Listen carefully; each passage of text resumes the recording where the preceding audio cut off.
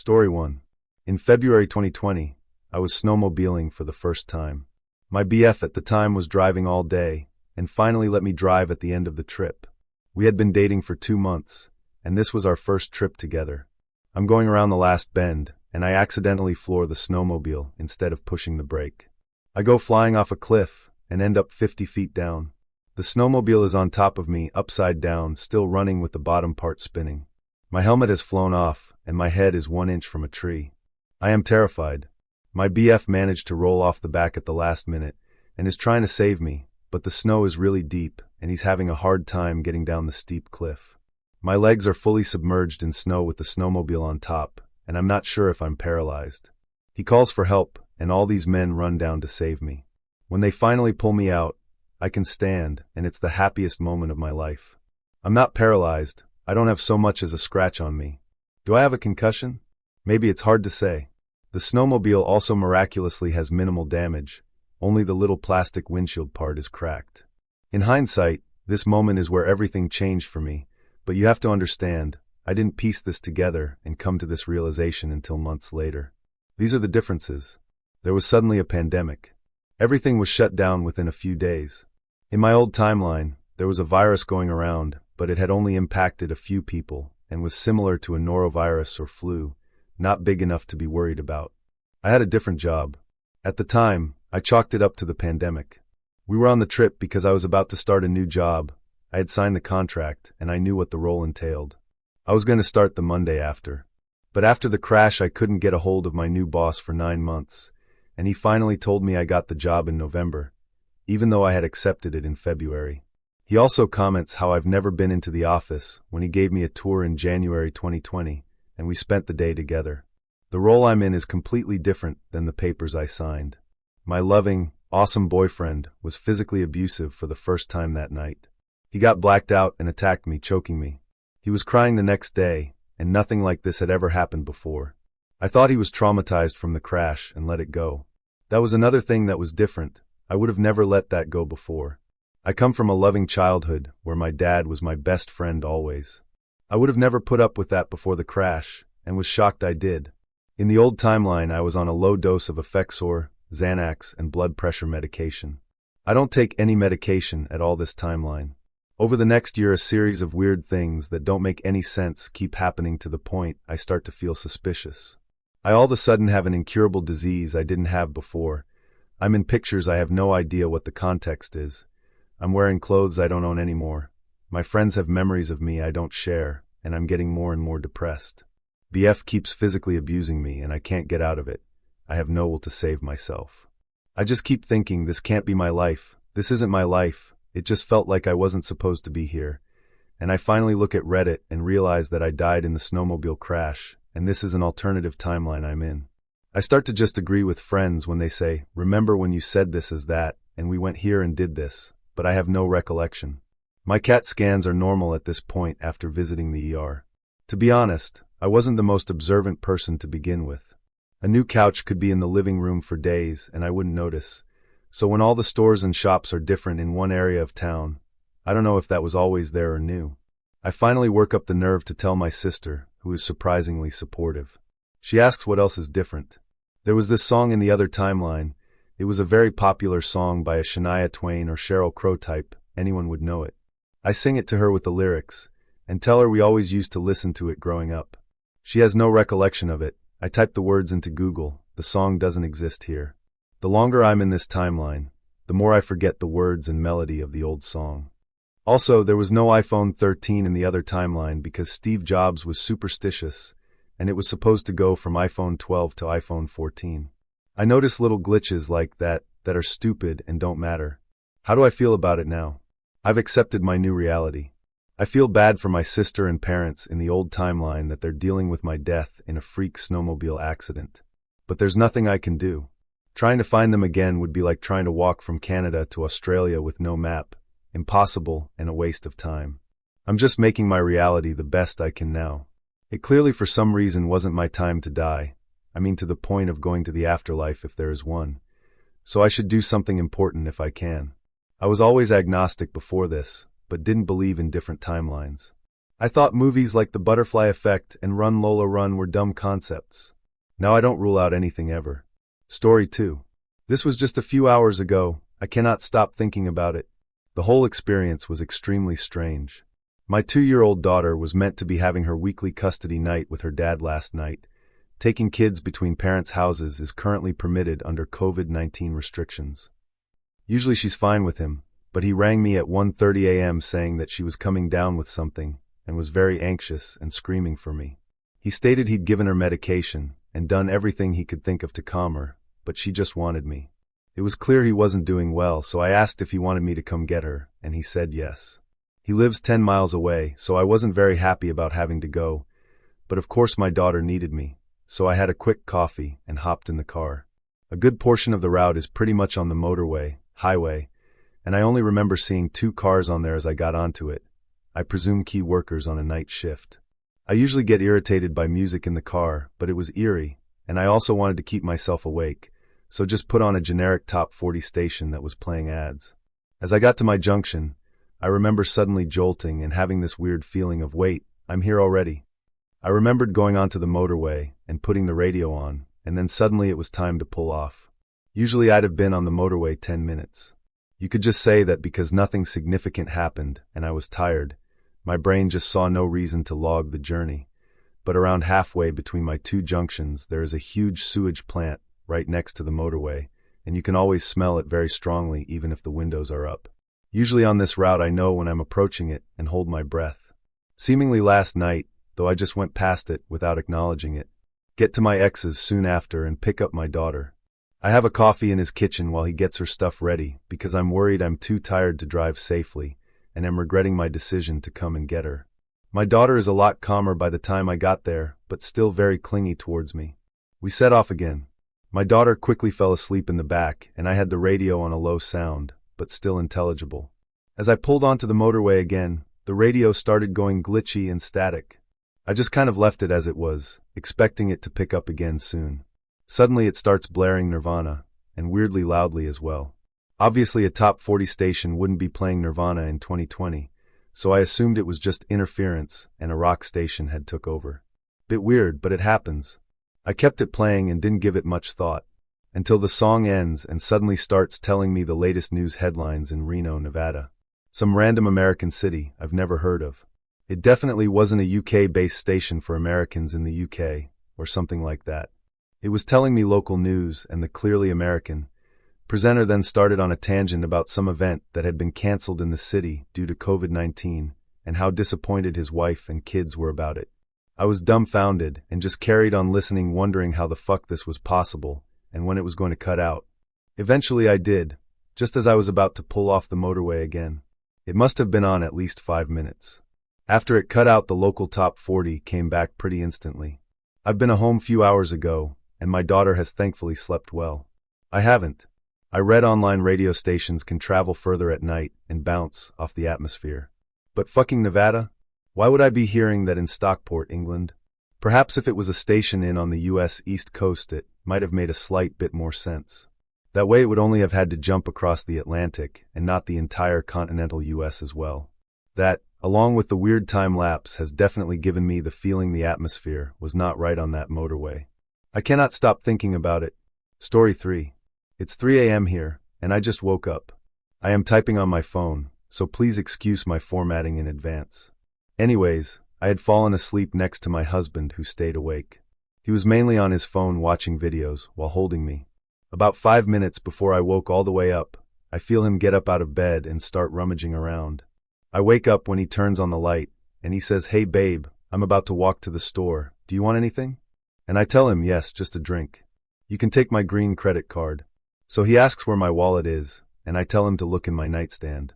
So he turns off the light, because I'm squinting, and he turns on his phone's flashlight to light his way over to the nightstand. I am still laying on my side, but I'm awake. I hear him pick up my wallet. I can hear the change clinging around in the coin section in the middle. I hear the sound of him sliding my card out and placing the wallet back in my nightstand, and then I see him walk past me, in the direction of our room door, open and close it. As soon as the door closes, I feel his hand around my waist, and I about jumped out of my skin. Not only did I see him with my own eyes, walking past me and out the door, but I also heard his first few footsteps down the stairs at the exact moment that he closed the door. WTF. As I turned around and stared at him in horror, he said, "What's wrong, babe?" And I just shook my head. My heart was racing at this point. And then he asks me, "Hey babe, I'm about to walk to the store. Do you want anything?" And he gets up out of the bed, puts on the same clothes I saw him walk out in, and our conversation played out the same. Except, I'm sure my voice was quivering this time. I'm not sure what to make of this at all. My husband has about 10 different sweaters and jogger pants/sweats of his own, but he put on my burgundy sweater for the first time, and that's the same sweater I saw him walk out in. I'm so confused. Story 5. I know this sounds crazy, and trust me, I feel like I am going absolutely insane. But something has been going on with my best friend for months now, and it's been the most confusing experience. I stumbled across this subreddit last night, and was hoping someone could explain what's happening.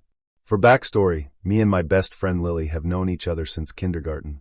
We grew apart for a couple years during high school, but reconnected when we lived in the same dorm in college. We also lived together for the last 2 years of college. All of this is to say I really know Lily. I pride myself in how well I know her. We've spent several nights staying up until 5 a.m. talking about absolutely everything, and I cannot for the life of me understand what's going on. In February, Lily got really sick, and for a couple weeks we weren't sure if she was going to make it. I was absolutely worried sick and spent those weeks crying my eyes out, scared I would lose her. Long story short, she had emergency surgery, which saved her life. She got out of the hospital a week and a half later. Recovery was hard, but by late March, we were back to hanging out like normal. In early April, we were driving to the park, one of the only places we can go in quarantine, and listening to the radio when a song by her favorite band came on. I turned it up because we've sung this song in the car dozens of times before, but she immediately changed the station and said she hated that song. I asked what she was saying, and reminded her how this was her favorite band all throughout her adolescence, but she just stared at me confused and said she had never heard of the band. I was obviously concerned by this and wondered if her surgery was causing her memory loss, so I brought it up to her parents, who were also extremely confused and said Lily had never talked about that band. Their posters covered her wall when she was younger. I remember it clear as day. There's no way all of them just forgot. A couple weeks later, she was sitting with my family and I outside when she asked me where my brother was. I told her I wasn't sure what she meant, because my brother had died 3 years ago in a car accident. She got upset and accused me of tricking her, asking why I would lie about such a horrible thing. I repeated that he died and that she needed to stop because bringing him up out of the blue really upset all of us. It ended with her storming out of the house and us not talking for a couple days, until she called me to apologize. I insisted that he had died and said I would never lie about something like that, and she got really sad and started crying. That was the end of it. But just yesterday, the weirdest thing happened. I was out grocery shopping with her when we saw her ex-boyfriend. He was extremely abusive towards her, and my friends, and I all despise him, and try to keep him away from her as much as we can. When I saw him, I attempted to distract her from the situation and slyly lead her away, but she didn't seem fazed and looked in his direction, saying he was cute. She asked me if she should go up to him and ask him out, and I looked at her like she was absolutely crazy. I told her not to, not even bothering to bring up that he was her ex, because at this point she was starting to really scare me. I texted our mutual friends and asked if they remembered him, and they all did, so I know I'm not making it up. Usually, her ex would try to come up to her and intimidate her or come on to her or something, but he just walked by us and gave us that friendly stranger nod. I am so confused. I feel so crazy. Someone please help me make sense of this. Story 6. About 2 years ago, I was sitting in my living room with my partner and a good friend shooting the breeze, talking about all sorts of things trippy and mundane, when my friend starts to tell a story about a synchronicity that involved her brother. Basically, the story she was telling had to do with several people having a different memory from the presented truth. At the same time, we both yelled out, "It's like the Mandela effect," and at that moment we both got a funny look on our face and grabbed our noses. They started tingling. We both started yelling, "Whoa, WTF." Then the room started to tilt from my point of view, as if I was watching through a screen that just got knocked over. My partner, a major skeptic of anything that can't be explained, sat there and watched the whole thing go down in shock. My friend, whose nose tingled, said, "Did the room just tilt?" Just like that it went away, and everything returned to normal. As normal as things can get after that. I saw one post in here before that said they experienced nose tingles and what felt like their pineal gland activating when looking at checkered tile. Story 7. So I don't really know how to explain this, or if it even fits on this sub, or even what actually happened if I'm being honest, but regardless I will try to relay the story. I was driving to work this morning, and I'm coming up a side street that connects to a very busy road in my area. It's the main road that stretches through like 20 towns. I get to the red light at this main road, and sit there for about 15 seconds before seeing a car pull up behind me. As the car comes to a complete stop behind me, my eyes drift from the rearview mirror to the stop light in front of me. It was red still. I then looked down to my radio clock and it says 7:36, and this is going to sound strange, but for a period of time that seemed to stretch on until infinity, I kind of felt like this intense pressure all around me, like I was zoned out and couldn't clear my head or move my body because I was obsessed with the numbers I was seeing, like I was in a trance or something, and it wasn't silent around me, but it was at the same time, like very, very loud, pressing silence. I couldn't move, but I also wasn't trying to move, almost like I was paralyzed with fear and knew I was frozen, but couldn't really process it or try to move. I really can't explain it. Even now it's so confusing to me. After who knows how long of being stuck in this trance, suddenly everything snaps back to normal. Instantly. The very first thing I register is that the person behind me is laying on their horn. I look up and see the light is green. I begin to drive forward, feeling completely 100% normal again, and once I get into the middle of the intersection, I sense this large presence to the right, left, of me. I turn my head to look out my driver's side window, just in time to see a huge truck coming right at me. It hits me and I could feel my body break. I felt and heard so many of my bones get absolutely crushed. Suddenly I'm upside down in my car, in so much pain I can hardly breathe, covered in glass, and I can hear someone screaming. The last thing I remember before I passed out about 10 seconds later was seeing cop lights and distinctly thinking to myself, wow, how did they get here so fast? This is important. The next thing I remember, I open my eyes and I'm sitting in my car at the red light. The intense pain I felt a moment ago is fading fast, but it's still there, only almost like a ghost version of itself, if that makes sense. I'm intensely confused at this point, and I start looking around in a panicky way, and my eyes trail across the clock again. It says 7:36, and I'm beyond confused. I know it wasn't a daydream. It was so goddamn real. I'm frozen in place staring at the clock trying to figure out what the fuck just happened. After about 5 to 10 seconds, I hear the person behind me start to beep at me, but I'm shaking and about to cry and so overwhelmed with leftover fear that I can't even react to it. They start to lay on their horn, and I still can't move because I'm just so confused and frightened. Now at this point I was starting to calm myself down and trying to rationalize what happened. I was beginning to convince myself that it had to have just been a daydream. It was early enough and I was tired enough that I even started to think I just nodded off at the red light and dreamed the crash. What the hell else could have happened, right? If it weren't for what happened next, I probably would have been able to go the rest of my life believing I had fallen asleep and dreamed it.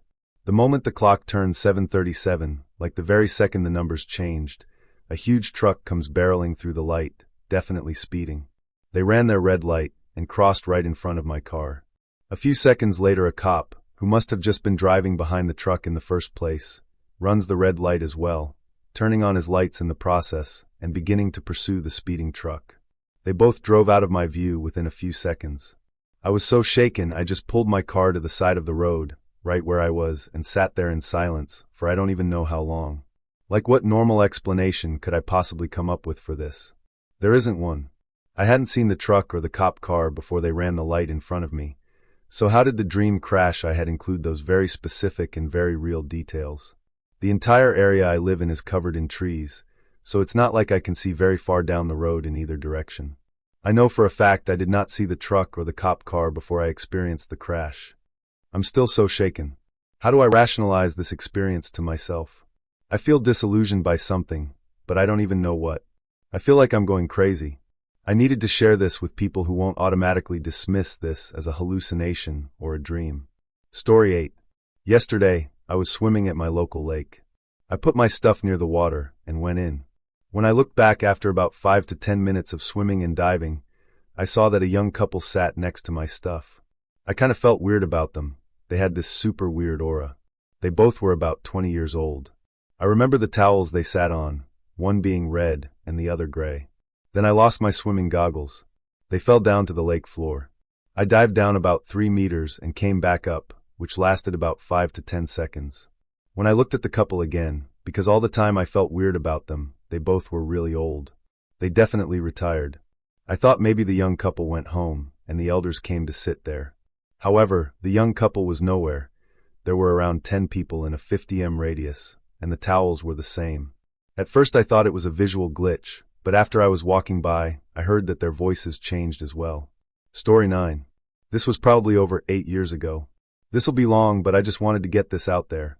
I worked at a sewing factory, and I didn't have an iPod or a good phone, so I would just listen to the crappy local radio with my earbuds while I sewed, and always paid attention when the obituaries came on. I live in a small town, and was just bored and curious if I might know anyone. This particular day I wasn't paying much attention, and took a bathroom break. When I was in the single bathroom, I realized they were already announcing, and paid attention. I caught the last name Worth, and that the person had worked for NASA and RCA. I thought that was odd because that's pretty unique for someone around here, and my dad's uncle, who we called Uncle Dan, worked for those places a long time ago. Then I was trying to recall the name, and then I thought they said Daniel Worth. So then I felt shocked because I didn't know if my uncle's name was Daniel, and that was why too much of a coincidence. When I got home I told my boyfriend that I thought my uncle died, and this doesn't have much to do with this, but it was an odd added fact that he had also gotten news that an uncle of his died that day. Anyway, I called my dad to ask if Uncle Dan was okay, because I thought I heard his obituary.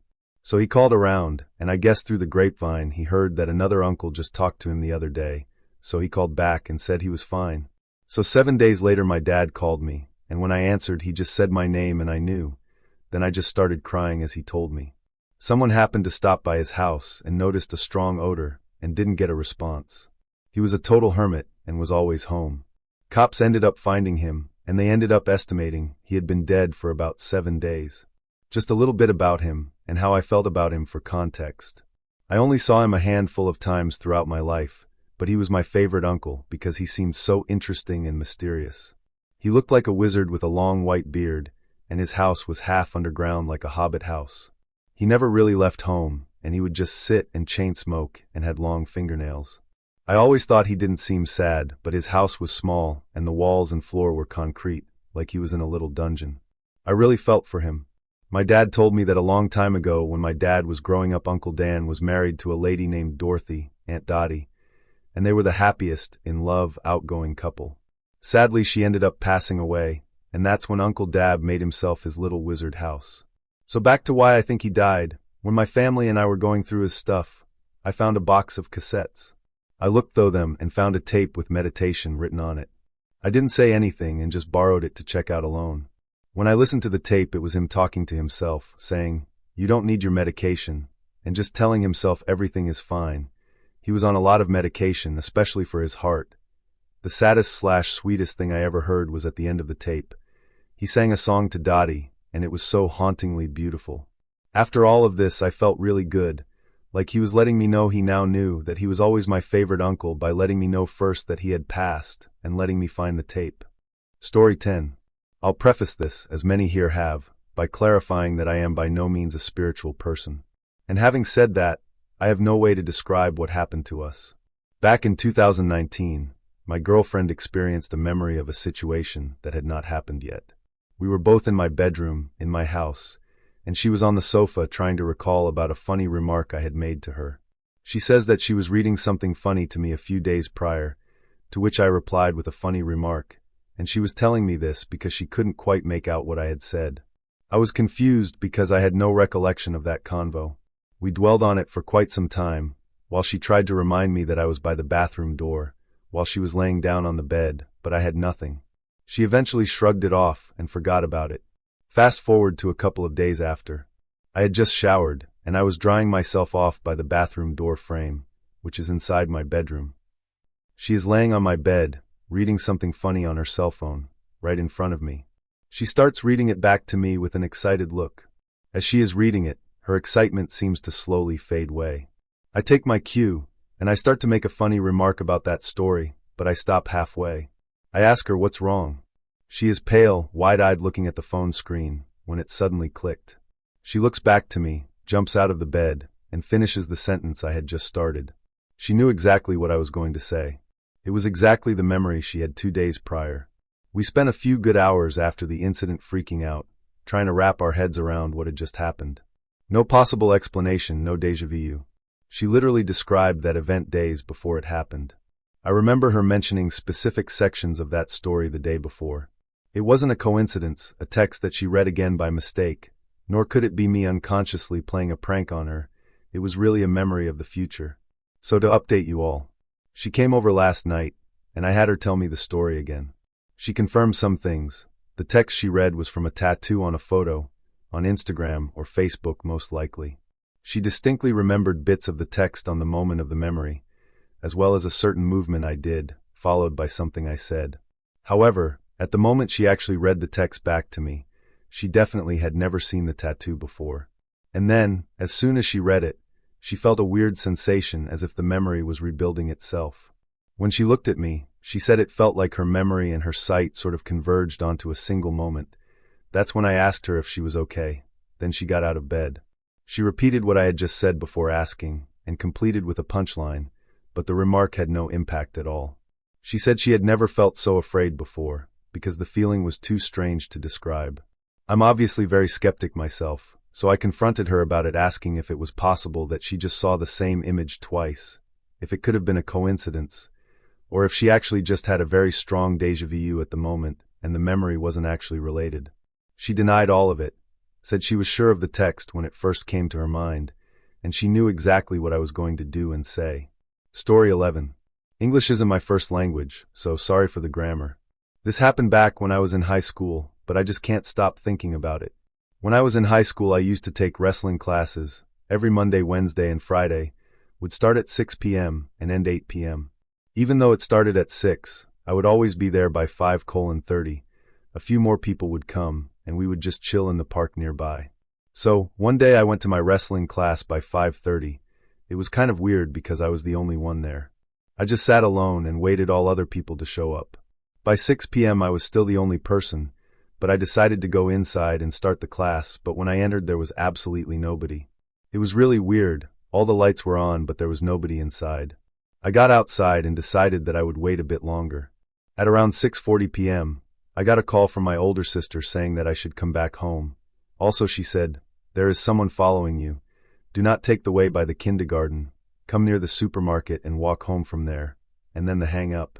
There was actually someone standing there and staring at me. I started walking back home, and the guy started following me. As my sister said, I went near the supermarket and then walked home. By the time I was near the supermarket, the guy went back and stopped following me. I rang the doorbell and my older sister, the one who called me, opened the door with shock on her face, said, "Why you came so early? I thought you had the wrestling class." When I said that I came home, because you called me, she said she never called me. I took my phone to show her the call history. She was right, there was no call from her. I did not think about it too much, though it was an error with the phone, and my sister was just joking with me. 2 days later, I went to the next wrestling class. This time everything was normal. By 5:30 everyone was there. And I asked the guys why nobody came last time. They all said that everyone was there. I was the only person who missed the class. I could not believe it, so before the class started I went to my wrestling teacher and asked him the same question. He said that everyone was there by 6 p.m. and I was not there. He said he tried to call me, but he was not able to reach me. He wanted to call my parents, but he did not have their number. I still cannot understand what happened that day. What had really happened that day?